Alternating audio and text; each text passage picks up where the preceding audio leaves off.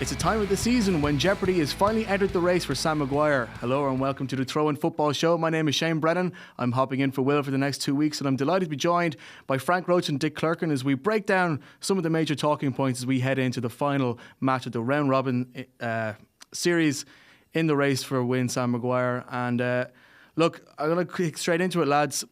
Dublin are the ones who are wearing the crown, but yet Mayo, a team who have pushed them a long way in the last decade, have often been very physical against a Dublin team. They're the ones that are going to have to face against them this weekend.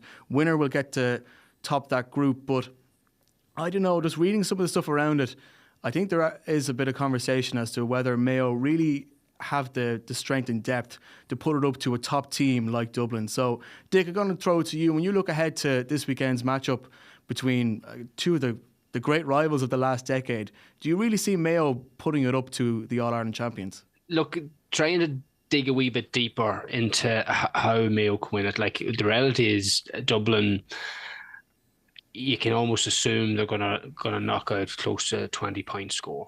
It's high teens, 20 points. So the question is, when everybody's competitive, have you got 20 points plus one in your armoury to beat them? And I just don't see that in the Mayo forward line. I don't see enough scores coming from enough players to give you the confidence that they can outscore Dublin. And listen, that's what it comes down to. Like, well, some teams you'll play against, they might be quite defensive or they'll be quite conservative, and you don't need a massive score line.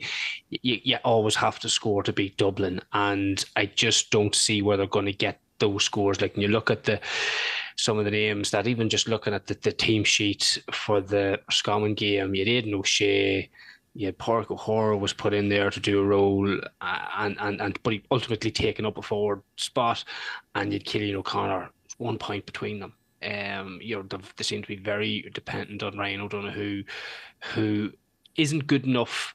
He's a great player, I'm not mistaken that, but he isn't good enough that Dublin couldn't comfortably limit him to 2 or 3 points. So it begs the question, where's the rest of Mayo's scores coming from?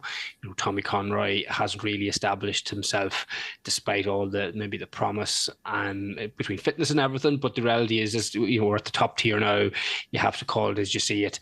I have no real confidence that Mayo have enough scoring potential. Yes, at different times they can get points from further out for the field from Matthew Ram, but you've lost Paddy Durcan, who would have been another scoring outlet, another couple of points. So I just think they're going to fall short. They should be competitive, they should be physical, they should make it an entertaining game, but I just can't see them getting enough to get over the line.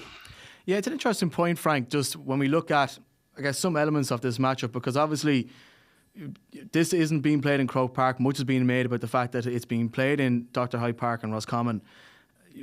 Dick mentioned there that you can almost expect Dublin to come out and score 20 points. What you're looking at to see is if Mayo can't score enough to keep up with that. I don't know whether, looking into this, whether there is a hope that somehow Dublin mightn't come in with the same offensive firepower. Every team can have an off day. We saw that with Donegal, who are riding high. They had a bit of an off day last time out. Obviously, this is Dublin. It's still a very different prospect. But considering all of the talk, the fact it's being taken out of home comforts for Dublin, is the only real hope for Mayo is that Dublin somehow managed to come in and misfire a little bit? Well, I think they're going to need that, because like Dick is right what he says about the Mayo forward line, but I think in a way, arguably the biggest difference between Mayo at their peak, which is around about 2014 to 2017, and now, is that they had some of the best defenders in the game, man-for-man defenders out there. I mean, just look at the players they had, like from that Higgins, Keegan, Paddy Durcan was barely getting it. He was just about breaking into that team at that stage, and then they were just fabulous. Colin Boyle. They backed themselves man for man.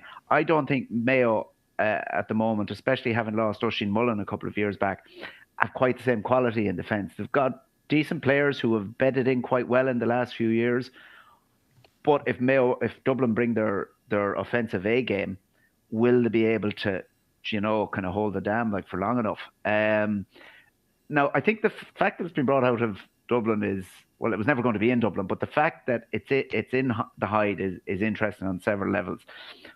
Hyde is actually, right now, is a fabulous surface. It's a much better pitch than it was a few years ago. So in that sense, Dublin shouldn't impact Dublin too much. But there can often be a tricky enough wind in that ground, and some teams struggle to score at one end in particular. So it may not be as conducive to such a high-scoring game. And I was trying to remember this morning, when was the last time Dublin played a really what we'll call a serious championship game outside of Croke Park? And that's no disrespect to Kildare and Sligo last year, but Kildare was like an extension of the Leinster Championship, and they played them in Nolan Park, and they played Sligo and Cavan. So they haven't played a heavyweight outside of Croke Park since literally I do not remember when, because even when they were pushed in the back door in 2010, they played all their matches in Croke Park from memory. So there is a new dynamic, and Mayo are very familiar with the place, having beaten Roscommon twice there in the last month and a half or whatever. But do I see that being enough to close the gap on form? You'd have to say no. I mean, Dublin are in cruise control mode at the moment, but their cruising speed is so much faster than most other teams. So I don't know. Look, I mean, we'll learn a bit more after next Sunday, and for that alone, to see Mayo taking on Dublin somewhere else other than Croke Park will be interesting. Yeah, I think the biggest thing from this weekend is really how many of Dublin's weaknesses can Mayo really expose in this match, because Dublin, as you've tested or have you said that, haven't really been tested since last year's championship, as is almost always the case with Dublin at this time of the year, even with this new format of the round robin. Like, I don't know if Dublin really have many strong weaknesses, or if any other teams who are planning on possibly meeting them in the quarterfinals, semi-finals, the All-Ireland final, if they get that far, really know what to expose in Dublin. And I don't know what you guys have saw. I'll bring it over to you, Dick, as to what questions Mayo really need to ask, not only for themselves, but in terms of the rest of the All-Ireland chasers, as in, where can Dublin really be pushed? And I don't know exactly where the Mayo team will be focusing to hit Dublin this weekend. I don't know what your take on that is. Yeah, the only weakness really, and I always try to be consistent and not just sort of go wherever the wind blowing, that I would have seen with Dublin over the years, was their ability to maintain the hunger to compete and dominate at the level that they had done, and then the impact of age, and how that might effectively slow down some of their top players, the Jack McCaffreys, the James McCarthy's, Mike Fitzsimons, these guys, and that some teams make the mistake of it being too late before they spot that and they react to a defeat as opposed to being ahead of that. And that was the only question. Maybe would Desi still roll the guys out this year and be reliant on them because they had such a big impact on their success last year? And as you say, they're on cruise control, but it's not because of the impact of a James McCarthy or Mike Fitzsimons. I think those guys are almost, not to be unfair, they're almost phased out without anybody even realising, because they've had little or no hand on this championship campaign, but yet there's been no dip in their performance. So any weakness on that regard is taken off the table.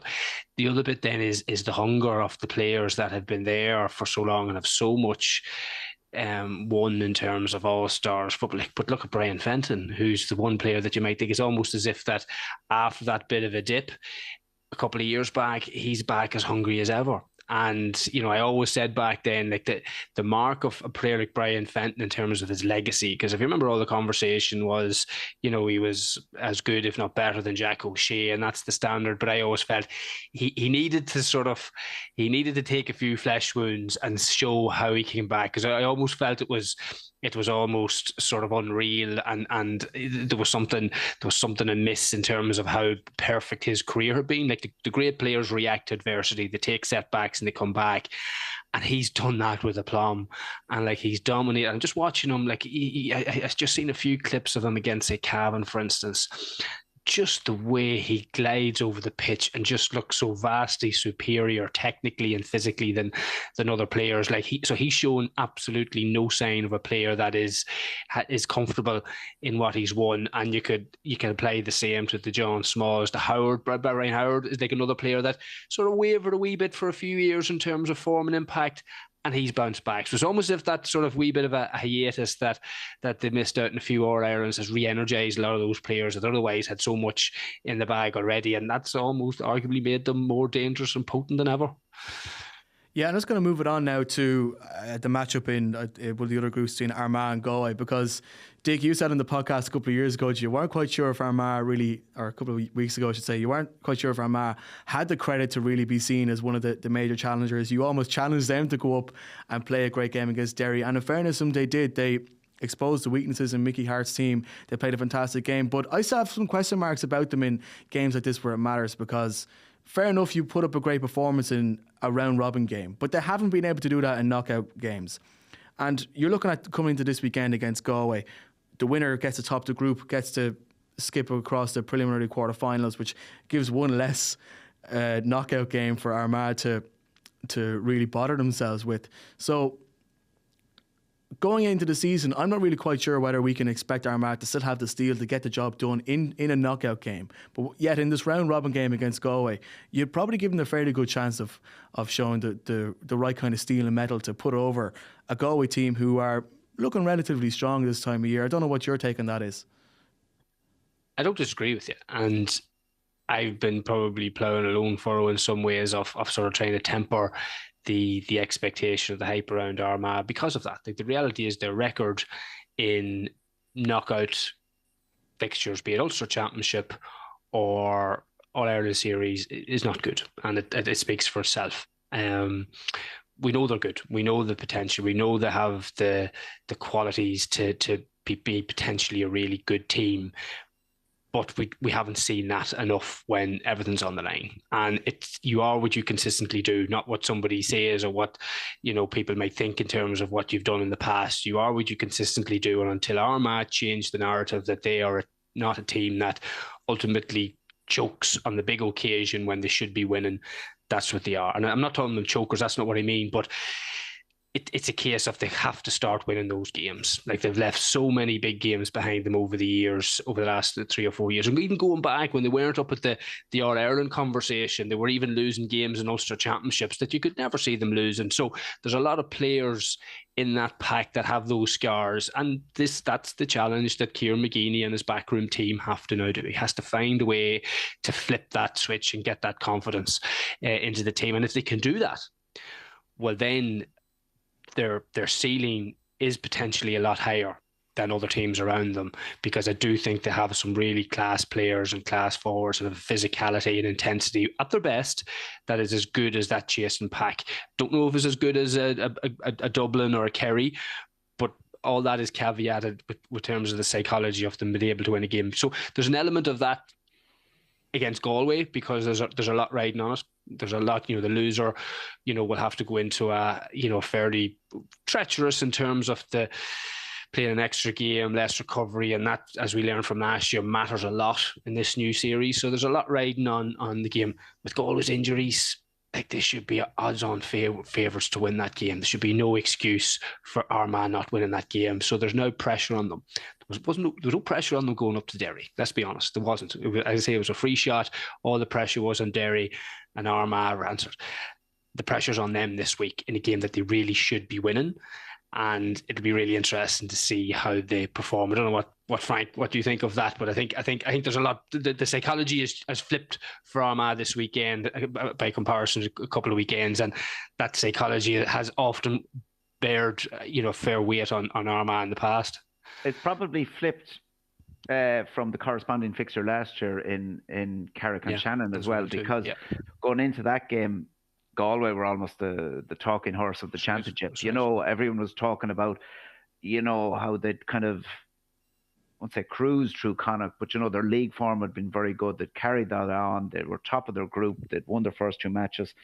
And they were all but guaranteed to top their group. And then they were. And if you remember, there was very few Galway supporters went to Carrick and Shannon. It was all Armagh. It was an element of complacency. And then next thing, and a week later, they got goosed against Mayo. Yeah. And I think that was that even very fixture was a classic example of how all the narratives we have, and we have them penned in our heads already, can change in an instant on this last weekend of the round robin. I mean, it's all we've been here waiting for something to happen, and we're all kind of, I won't say sleepwalking through the championship, but even though you only eliminate 4 teams out of 16 from the championship, and it takes 24 matches, this coming weekend is when strange things can sometimes happen, and it can happen at the very end of a fixture. If you remember, Sean Kelly hurt his ankle. I think it had gone into injury time. It was almost into injury time in that game. He had been man of the match against Armagh up to that point. He'd been brilliant. He'd been brilliant all season. But suddenly Armagh pipped them with a late free, very late free to win that game. Galway, instead of serenely cruising top of the group straight into an All-Ireland quarter-final, suddenly had to get their heads around playing Mayo, of all teams, 7 days later.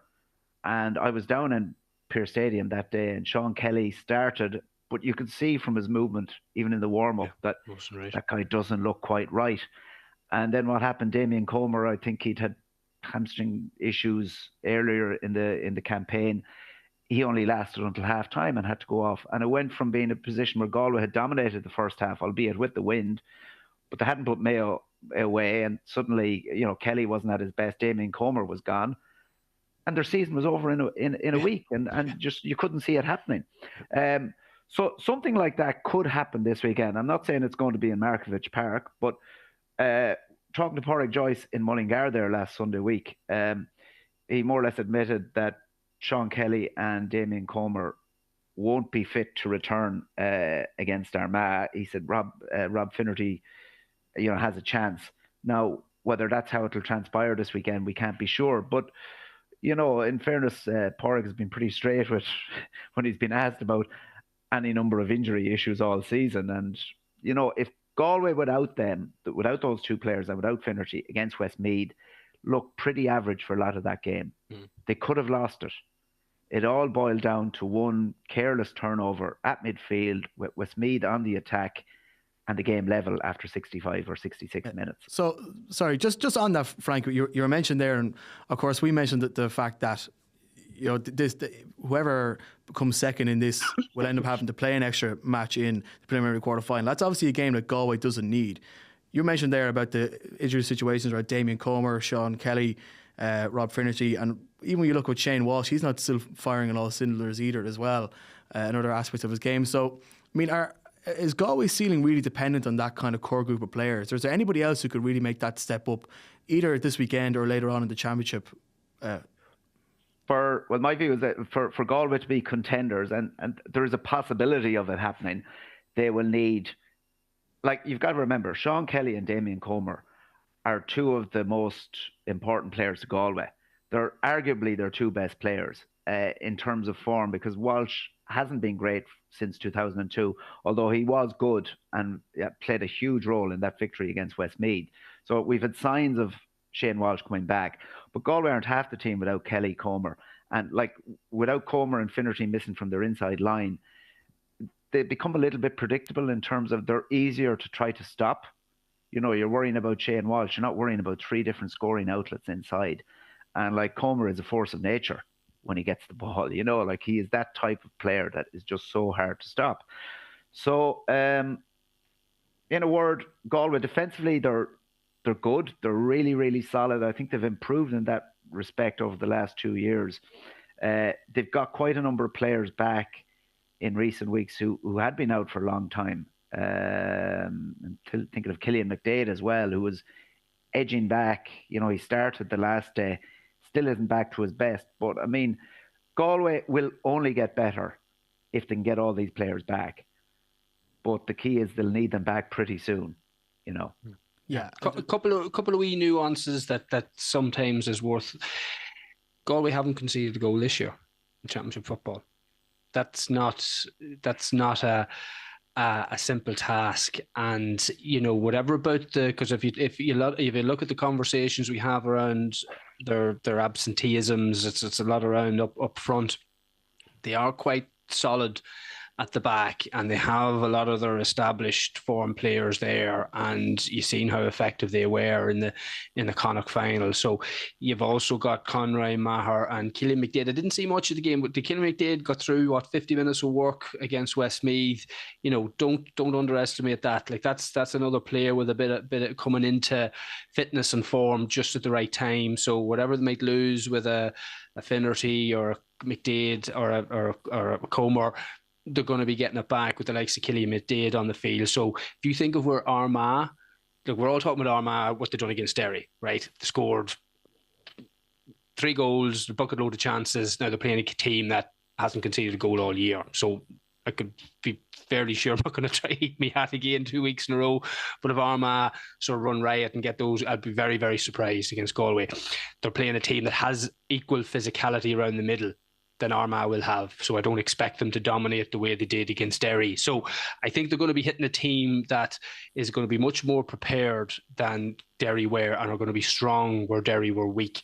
And I think if Armagh, remember Armagh all the talk, Armagh League lost against Down in an Ulster semi-final. They were very, very poor, very, very passive and lethargic. Armagh have this habit when the game isn't open and fluid that they can sit back and they can be too conservative and you lose that energy and intensity that we've seen in Celtic Park. If that's the way that game goes, it's very easy to see Galway, because I think Galway will be a bit more comfortable in that type of game. And Armagh, I think, need the energy. They need the openness. When it's not like that, they actually become quite an average team, which we've seen over the years.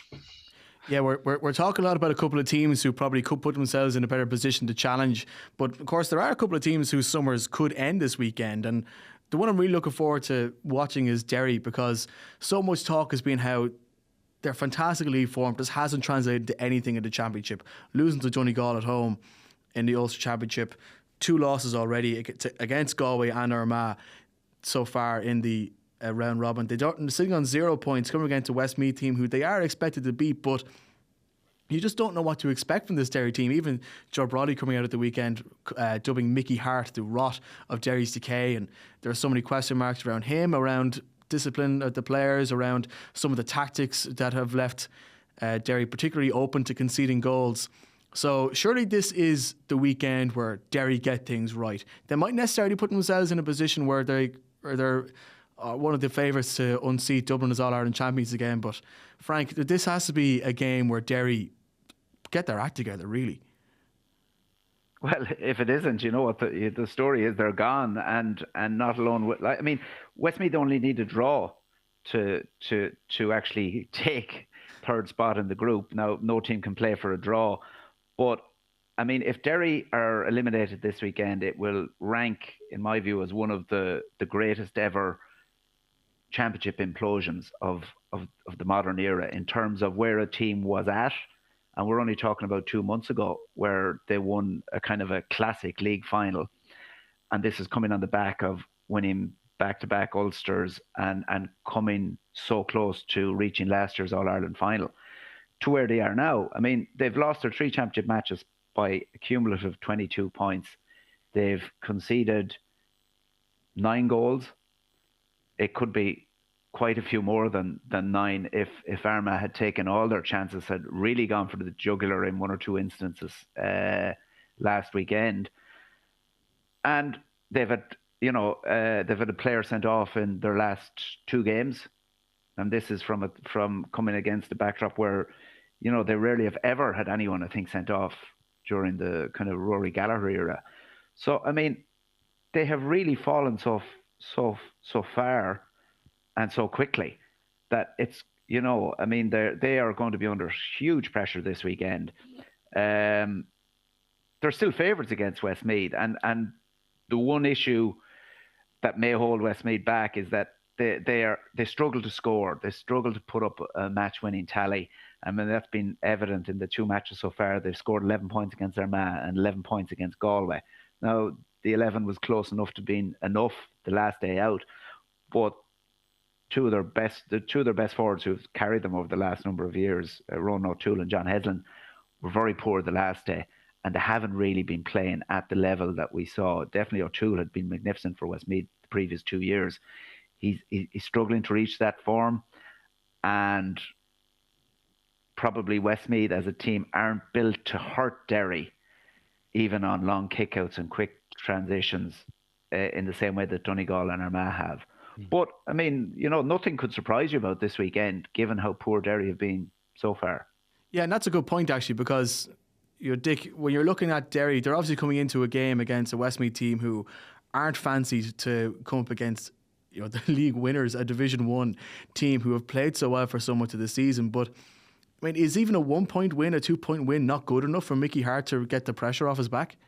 He just needs a win. That doesn't matter by how many or how pretty. He just needs a win. He just needs to give himself and the players just a bit of a breathing space to try and get a little bit of stability back into what, by all accounts, and we can't talk about rumours or WhatsApp messages on this because you have to take them with a pinch of salt, but what seems to be a fairly volatile situation up there. So he needs to get that win just to try and get things grounded again and give them an opportunity then to try and rebuild, because it is a bit of a rebuild, and not necessarily in terms of personnel, but in terms of confidence, because it looks like they've lost confidence in themselves. And, it's very easy to be reactive, and we see far too much of that in sports writing and in politics that, with recency bias. Like, it's only a couple of weeks ago then they put up such an impressive performance with arguably the same style of play and the same approach and largely the same personnel against Dublin in a league final, and we all sat and applauded them. So, there's more confidence there, I think, in Derry, and potentially stuff has happened that has damaged the team ethos and work rate that was very visible, or the lack of it visible. So that can be corrected. It's one thing if you just don't have the players and you don't have the ability, and if you just square peg and round hole or not, they have it there. They just have to find a way. And at this stage, even if there is issues with Mickey Hart and all of that, those Derry players need to own this. I don't care what my father used to say, you could play for 20 years and you might play with one manager that you like. Players' job is to play, and it's the Derry players' now job is to get out there and they even if there's no manager on the line, they're good enough to get a result against Westmeath on Sunday, and it's up to them now. So this business of blaming Mickey Hart, like, Joe Brolly's looking for excuses and taking the heat off the players. At this stage, the players have to own it because it's their career, it's their summer. It's like they carry that, and I think they're good enough and have enough within them, even with the few injuries, to beat Westmeath. Now, how far they can go, I don't know. As I said, because the air gets that bit thinner as the year goes on, and you need everything pulling in the right direction. And Sunday's game or the weekend's game will tell us a lot in terms of what that is. But they should get over the line. But there's more work is needed to get Derry back up to the All-Ireland contending conversation that we've been having for so long, because what we've seen over the last 2 weeks takes them out of that. But we'll see.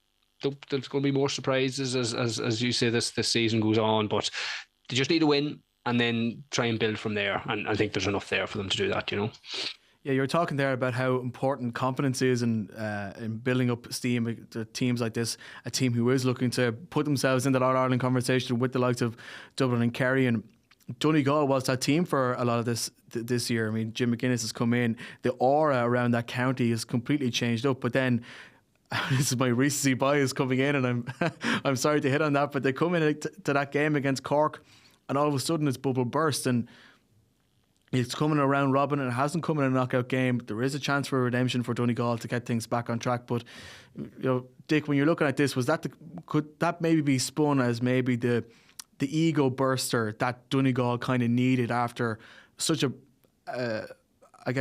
transformation in their form so far in 2024? I think it does two things in terms of Donegal in 2024, right? So in terms of getting a defeat, to learn from that's never a bad thing in terms of sport and getting it at the right time. So I think in some ways he got it at the right time as opposed to maybe a knockout game. The problem is the damage that is done and the impact of that is not all within his control. Like if Cork go up and beat Tyrone in Tullamore, which I give them every chance of doing, that relegates Donegal into an extra game, and that is a cost. I don't care what anyone says. You have to push a panel through a much tougher route than you otherwise would have done, and that could, as we've seen last year, could end up paying its price. So he's not getting away with just the learnings from that defeat against Cork. It is potentially going to come at a cost. Now he might get out of jail, and in terms of Cork don't do what they potentially could against Tyrone, but they're going down to Clare. Clare, no bad team. Clare, we've seen this with Clare. Like, they competed really well against Cork in that first game, and we've seen enough. They competed well against Kerry this year. So it's actually not a bad game for Donegal, because they can't go down complacent. They know they're not good enough to play teams that might be a rung below the ladder, play in third gear. So I'm expecting them to really bounce back. And if they don't bat back, well, we've been sort of sold a pup with Donegal in many ways, because that's 2 games against teams ranked lower. So I'm expecting Donegal to bounce back, but still that defeat to Cork could come at ultimately a much bigger cost than they would like, and that'll be a huge regret for McGuinness if that's the way it plays out. But as I say, we're looking a wee bit too far down the line, but I do expect them to bounce back. Yeah, and just looking to that group as well, Donegal, as you mentioned, are playing Clare. Cork are playing against Tyrone in the other game in that match. Cork are currently sitting on top of that group after winning both of their games. They could, if they get this, they're after winning 3 games of 3 when they're in the same group with a tough Clare team, a Donegal team with a lot of aura, and a Tyrone team who really aren't that far from their All-Ireland win a couple of years ago. So as much as they didn't really put it up against Kerry, when you're looking at Cork going forward, Frank, do you really do you rate their chances going forward? And even just in this game against Tyrone, this is another good way to put their stamp on a championship in a way that Cork as a county haven't really done in the last few years. Well, it's a very winnable fixture, partly because Tyrone are a very, very inconsistent team. They've been very hard to, it's been very hard for ever since the All-Ireland win in 2021 to figure out exactly what Tyrone are going to produce next. At their best, if Dara Canavan is flying, and in fairness, he has been for most of the year, and if all the other parts click into gear, they're a very, very competitive team. But I mean, already in this group, we've seen 2 sides of the coin. I mean, they were well beaten by Donegal the first day, and bounced back against Clare. But it took them a fair while. Before they really pulled away clearly in that game. But the interesting thing about this group, and this goes back to Donegal as well. I mean, if Tyrone get a result, even a draw against Cork, and Donegal somehow were to lose against Clare, Donegal are out. Cheers, that's right, yeah. Yeah, so that, I suppose in a way that's a good thing for Donegal. There is no way in the world they can even think about being complacent here, because the head-to-head rule would come into play there. So that's why I was saying, like, sometimes on the last round of this round-robin fixture, something can happen that can throw everything off kilter. I mean, if for argument's sake Donegal got a red card in the first 5 minutes, and I'm not saying that's going to happen at all, but a tinderbox of pressure can suddenly be unleashed there, So really, this group is in Cork's hands. I mean, Cork should go out and do everything they can to make sure they top the group. They go straight into an All-Ireland quarter-final. They have a 2-week break, and they're in all likelihood they won't be playing a Dublin or a Kerry, at the last stage. That they'll be going into a quarter-final where they'll think, maybe we can get to a semi-final here this year. That would be a huge result for Cork, given where they're probably coming at. But John Cleary has definitely done a good job there so far.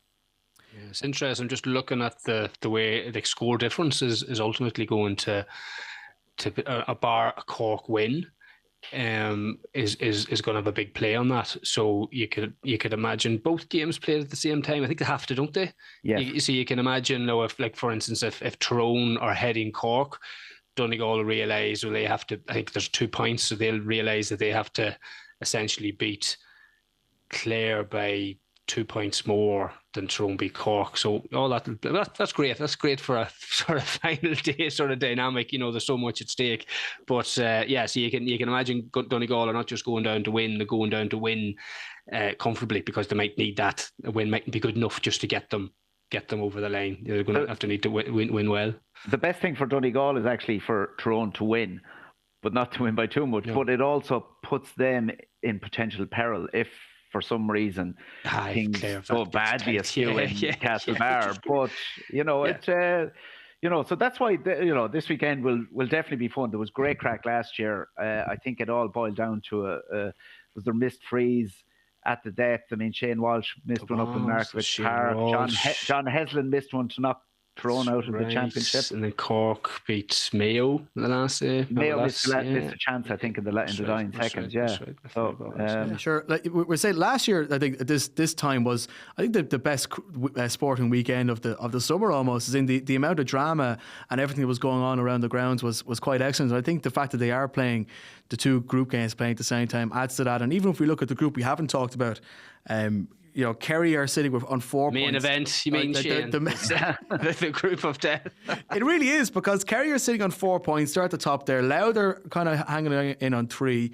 Monaghan have 1 point to their name, and Meath don't have any. But Kerry are playing against Louth in a game that could really decide who gets atop that group. And I'm not quite sure if Kerry are going to have the cakewalk against Louth that maybe would have been expected, or I guess would have maybe happened a couple of years ago, because I'm not quite sure if Kerry are the offensive force which they've shown themselves to be, and that Louth team can really put it up to them. And then, as I'm sure you are keenly watching, Dick, Monaghan play against Meath in a game where winner stays in and loser gets dumped out, and if it's a draw, Monaghan managed to keep it between the ditches. But so much can change in this weekend going into these matches, and I guess we'll touch on the Monaghan game first, Dick. I mean, a lot of pressure coming in against a Meath team who, in these knockout stages, managed to come away and win the Tailteann Cup last year.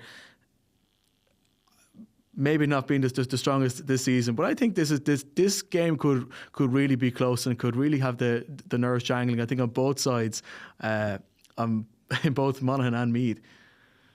Yeah, well, listen, there's nobody looking forward to it in Monaghan, because on paper and everything with Meath's form going into the game, you're on a heightened dust and you have to be winning that game. But the reality is Monaghan are vulnerable at the minute. They really dug deep in the second half to get a scrape. They could have won it in the end, but halfway through that second half, there was only one team winning that game, and they got a sort of fortuitous enough goal. Michael Bannigan took it well, one of these ones that intercepted a ball out from the Louth keeper, and that really gave them a lifeline. So Monaghan are vulnerable, and Meath, if there's anything in Meath, they should be looking at that and sort of saying, having a real cut here, we've a real opportunity to get something out of this season when everything looked like it was gone. Like there's nothing good to be talked about at Meath football at the minute over the last couple of weeks. Here's a real opportunity for them. So if there's anything in Meath football, if there's anything in that Meath dressing room, Conor O'Rourke, this, and I hate to say this as a Monaghan supporter, this is such a huge opportunity for them. And on the flip side, Monaghan will hopefully have taken a bit of encouragement and got a bit of confidence to stem the slide from their league and championship form up to that point, and I think that'll be enough to give them a bounce. They love playing. I used to love playing in Breffni Park. The Monaghan players that are there will enjoy that sort of amphitheatre and that sort of local feel. It should bring out a good crowd, and I think that'll all go in Monaghan's favour. But it should be a great contest. Like I'm hopeful there'll be a good crowd. I hope there's a good Monaghan crowd and Meath come up over, and this should be a good champ, because there's plenty to play for, obviously, for both sides. With respect to Kerry, there's an element too, I think we sometimes look to find reasons to sort of mark Kerry down, but if you actually look at the performances to date, I think they're averaging over 20 points in every game, and that's against the Clares, who are saying are a decent team. The Cork, we've just talked up. The Louths, we've just talked up. The Meads and the Monaghans. So they're beating what's in front of them, and they're beating them comfortably and beating them well. There's not much else they can do, and the only other team that's doing that is Dublin. So they're at a par with Dublin in terms of their performances to date. You're looking, but they've been measured against that benchmark, and it's a case of, is their midfield good enough to compete with Dublin? Is Clifford, as he at the form that he needs to beat Dublin? Defensively, are they good? So but it's all around everything else. They're better than on every other metric at the minute. I can see no way that they won't beat Louth. I think Louth are a good team, but they're not at that level, and there's no reason to think that Kerry shouldn't beat Louth and probably beat them comfortably at the weekend. I don't know about that. We're talking about this great confluence of the round robin. We have a bit of the Kerry era. Oh, maybe we're not as good as we think we are. The great confidence in Louth is after coming in with now that Shane Brennan is in charge, and they have a lot of reasons to be confident in the performance they've put in. You know, Sunday 3 o'clock. I think it is 3 o'clock in Portlaoise. Louth against Kerry. This is what this championship format was made for. Is there a possibility? Is there a chance here for Louth, Frank? Or I'll just cast your mind back 12 months to the very same weekend when Kerry played Louth. I think it was in Portlaoise as well, and won by 28 points. Oh, right. So there is a big gap to close there. But you have to say straight after that. Last year, Louth lost to Dublin in the Leinster final by 21 points. So basically, against the really top teams last year, and especially in the Leinster final, where Louth just pushed up way too much and were too gung-ho, and they were cruelly punished. They were cruelly punished that day by Kerry as well. Like, they were all but out of the championship. I think they might have had a slim chance, a theoretical chance going into that game, but they'd lost their first two matches. This year, Louth, in fairness to them, and Shane Brennan especially, they are a different entity. And that was shown in the Leinster final, where they adapted a very pragmatic, structured, defensive, whatever word you want to use to describe their setup that day. But, they frustrated the life out of Dublin for long spells in that match, and they ended up losing by 4 points. And they took great credit out of that game, but it also left them in very good stead for this All-Ireland round-robin series. I think they've been helped by the group they've landed in, and I mean that was shown in their first two performances. I mean they whipped Meath, and they should have, by all accounts, they should have beaten Monaghan and nearly left it behind them than that day. But they look much better equipped to run Kerry closer this year. But are they going to close that? What was a 28-point gap last year? I just can't quite see it. No, timing's not good for them either. Like, Kerry are, I do think, starting to try and build momentum. I was down at the Killarney game. I definitely saw it in them that they saw, well, if there's any game we're going to get caught possibly in this group is against Monaghan, and they were 100% prepared, and they just blew them away. And I think there might be an element of that. They know that they can't get into a dogfight with Louth, because if they happen to lose against Louth, they get dumped into a preliminary quarter final, and Louth take top place. So I would say, expect, if it was going to predict anything at the weekend, Kerry to be 9-10 points ahead at half time, because they'll want that game. They do not want that game to go down the stretch. They want that game sort of done and dusted at half time and have their business done. And, then to be looking forward to a 2-week break for the quarter final. Like, the spread is 10 points. Man says if you see America outside the bookies, who owns it, these guys are never too far wrong. And, for all we want to try and talk Louth up, I think they'll be competitive. But no, they're not winning this game. All right, fair enough. Well, I'll just very briefly before we finish up, I just want to touch a little bit on the Tailteann Cup, because the draw has come out as we were recording earlier on this morning.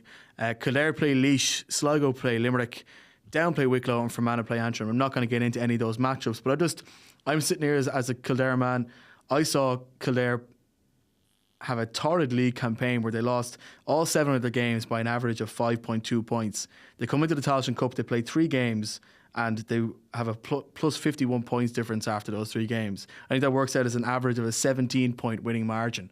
So when we look at the Tailteann Cup, I mean, it was obviously designed because there is that quality gap between the top teams. The ones we've been talking about are in the race with Sam Maguire and some of the others further down. But even the quality gap within the tournament itself, I'm not saying it undermines it, and I don't want to take away from the effort that I'm sure a lot of counties are putting into this, and I'm sure it's not lost in the fact that Meath came in after dropping down and ended up being victors last season. But I'm just not quite sure what we can really do to fix that, or whether we've just kind of moved the gap in quality to a second tier or a second tier tournament effectively, rather than having the gap in quality just being visible in the race with Sam Maguire. Frank, I'm not quite sure what you're.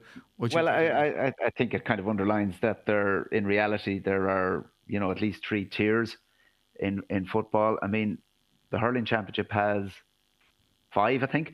And, hurling is not, okay, that's a reflection of the fact that hurling is played only maybe to minimal effect in maybe half the counties of Ireland. But there are still 5 different distinct tiers in it. And football, we've got 2. And what you find here is that the teams who have just been relegated from Division 2, who were in the shake-up for promotion from Division 3, are that clear step ahead of, especially, probably the bottom 10 teams. And the Kildare scoring, the stats that you've outlined are fascinating, in the sense that they give us a clue as to what the potential should be in Kildare, and we literally haven't seen it all year until the last few weeks, when they're given so much more time and space, and they're probably going into a fixture where for the first time all year they think, we're going to fill our boots here, and they've done so. I mean, I saw a couple of Kildare's league matches in the flesh this year against Armagh and Louth, and especially against Armagh. They were just so far off at that day. I saw them just about escape to victory over Wicklow in a Leinster quarter-final, where they almost conspired to throw it away in the dying seconds. And they're just like a team who were shot for confidence. They were like, kind of, back in April, they were the Derry of May and June, operating at a lower level. But in their first 9 championship matches this year, 7 in the league and 2 in the Leinster Championship, they scored 4 goals. 3 of those goals came against Cork. In 7 out of 9 games, they drew a blank. And in the 3 Tailteann Cup matches, I think they scored 9 goals. So that tells you about the step down in quality between operating in Division 2 and, cruising through the group stages of Tailteann Cup. This weekend is fascinating because Laois had a very good league, and their form has kind of tailed away really badly since. I mean, they kind of barely got across New York. They kind of relied on a goal near the tail end of that game. I think they ended up winning by, I think it was 113 to 19. It was pretty close. So yeah, that like you said, Laois are probably not firing on all cylinders at the moment. Well, like Laois were dumped out of the Leinster Championship by Offaly. And Offaly's season didn't go too well after that, but they were well beaten that day back in April. And I mean, even in their group, I think they drew a Carlow. I think they were, from memory, they might have been well in control and then conspired to nearly, they were caught on the line. But they drew a Carlow, beat Wicklow by a point, and lost Fermanagh by a point. Low. And then what happened against New York? They were a man down and maybe a point down with 20 minutes to go or whatever, or they had a man sent off anyway during the second half. So it was looking kind of a little bit dodgy for them there. So on form, you'd have to say this is set up for Kildare to win it. Now, Kildare-Laois is back in the day, it was a very hot and heavy local derby. Oh, it still is. Don't worry about that. Yeah. and I will give one name call here, because I was just watching the Sunday game highlights there. And the Laois goal that was vital there yesterday came from Mark Timmins bursting out of defence. And Mark Timmins is 38 years young. By my reckoning, he's the oldest outfield player still playing inter-county football. I mean, only Stephen Cluxton in the Dublin Goals is older than him. So, you can't keep a good man down, as they say. And Dick, you carried on long enough, like, at the inter-county. It didn't just get that far. Yeah, well, that's impressive. But, well, it also points up worrying, saying that, let's be honest, that's the level of the quality and the intensity that he's able to operate at. Like, a 38-year-old really shouldn't be able to compete and score goals in inter-county championship. Let's call a spade, unless there's something exceptional. You only see 38-year-olds playing Junior B and Junior C football these days. So there is a problem in the Tailteann Cup. There's no point in saying otherwise. There's going to have to be a bit of reflection in terms of the obvious lack of interest. And I don't really subscribe. I think it's a separate conversation to hurling. I think there's enough. You look at the counties that are at the bottom of propping up all of those groups. You don't have to go back that far. Even this year, never mind a couple of years, that those counties were competing at a standard, if at the same, if not higher, than the teams that are topping them. You have Offaly's, you have Carlow's, Tipperary. Tipperary win a All-Ireland semi-final in COVID. Do you know what I mean? There's no real strong argument to be made for a lot of those teams that they should or need another tier.